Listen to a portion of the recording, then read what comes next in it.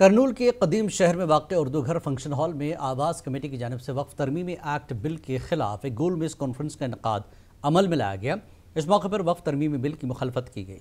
तंजीम के सदर इकबाल और दीगर ने वक्फ तरमीमी बिल के दस्तखती मुहिम चलाने का ऐलान किया। प्रॉपर्टी के बारे में जो पार्लियामेंट में बीजेपी गवर्नमेंट तो अमेंडमेंट के लिए जो कोशिश कर रही है वो सक्सेस नहीं हुई है, मगर जॉइंट पार्लियामेंट्री कमीशन को रेफ़र करें। वो रेफ़र करे से क्या है बोले तो इसमें थोड़े पार्टी ऊपर अगर को थोड़े जने तेलुगुदेशम पार्टी और दूसरे पटन से भी न्यूट्रल से होगा उठे गए, इसको वोट डाल नहीं सकता। ठीक है, हाथ लगा तो ये है, मगर ये हमें हमारा बोलने क्या है बोले तो ये अमेंडमेंट बनने खर्च बहुत रॉन्ग है, क्योंकि 95 वक्फ बोर्ड एक्ट के हिसाब से 2013 में सचार कमेटी और रंगनाथन मिश्रा कमीशन के रिपोर्ट्स के हिसाब से बहुत मजबूत करना बोल के जो रिकमेंडेशन कर रहे हैं।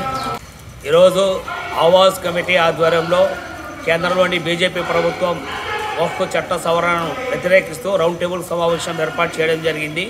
కేంద్రంలోని బీజేపీ అధికారంలోకి వచ్చిన నుంచి ఇప్పటి వరకు దాకా ముస్లింలకు వ్యతిరేకంగా చేసుకుంటూ వస్తుంది।